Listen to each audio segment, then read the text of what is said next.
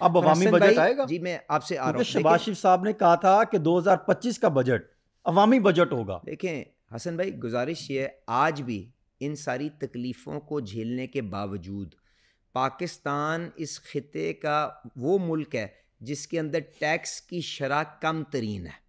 10-11% अपनी मईशत का हिस्सा वो टैक्स इकट्ठा करता है। इसका ये मतलब नहीं है कम है, अखराजात ज्यादा है, टैक्स भी कम है। आप कह रहे हैं अखराजात भी बढ़ाएं और टैक्सेस की शरह भी बढ़ा दें। मैं आपसे सिर्फ गुजारिश ये कर रहा हूँ, इसके बावजूद कि हमने तनख्वाहदार आदमी के ऊपर और जो आपका डॉक्यूमेंटेड इकोनॉमी के अंदर काम करता है उसके ऊपर बेपनाह टैक्सों का बोझ डाला है, पर उसके बावजूद भी 10-11% अपने मईशत का हिस्सा जो है हमने उसे टैक्स इकट्ठा किया है। हिंदुस्तान 18% इकट्ठा करता है।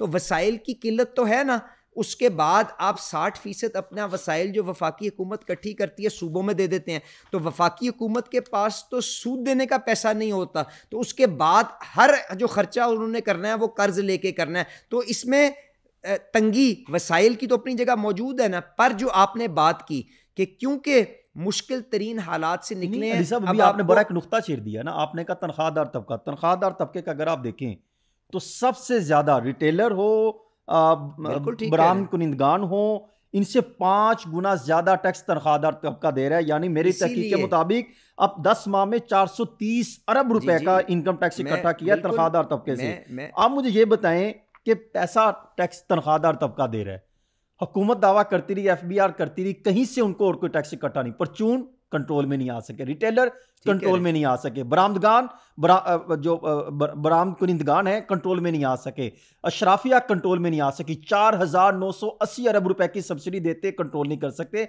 खाद माफिया को आप पैसे दे रहे हैं उनको कंट्रोल नहीं कर सके, अखराजात सरकार के बढ़ गए उनको कंट्रोल नहीं कर सके, आपने 100 अरब रुपए से जायद की गाड़ियां खरीदनी कंट्रोल नहीं की जा सकी। तो अली साहब, तो ये कैसे सिर्फ तनख्वाहदार तबका रह गया, देखिए सिर्फ गरीब बंदा रह गया? मैं तो आपका पहले ही मदाह था, मगर आपने जो तहकीक की है मैं उससे इत्तफाक करता हूँ, मैं इत्तफाक कर रहा हूँ। मैं आपसे गुजारिश ये कर रहा हूँ, इसीलिए जो इस बजट के अंदर अवलीन कोशिश होगी वो ये होगी कि टैक्स का बोझ उन शोबों के ऊपर जो अपनी हैसियत से कहीं बढ़ के जिन्होंने उठाया हुआ है, जिसमें तनख्वाहदार लोग हो गए और जो फैक्ट्रियाँ और जो कारखाने चला रहे हैं जिनकी मजबूरी है कि उनके पास एक जगह मौजूद है जहाँ पे बिजली का कनेक्शन है, उनको आके कोई पूछ सकता है, उनके ऊपर आपको बोझ घटाना होगा अगर आपने एक देर पा तरक्की की तरफ जाना है।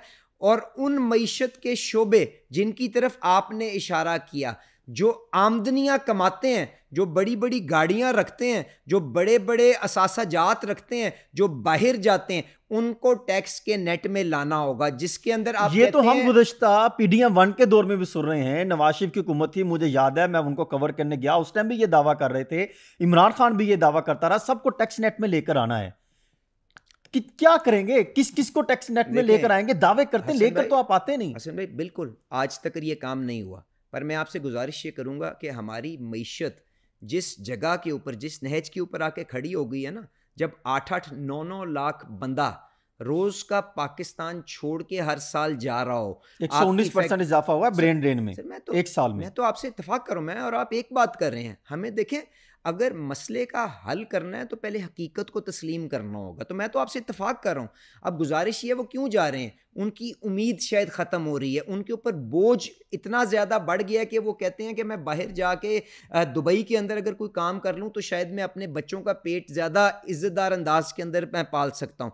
इस चीज़ को ठीक करने के लिए अब हमारे पास और गुंजाइश नहीं है।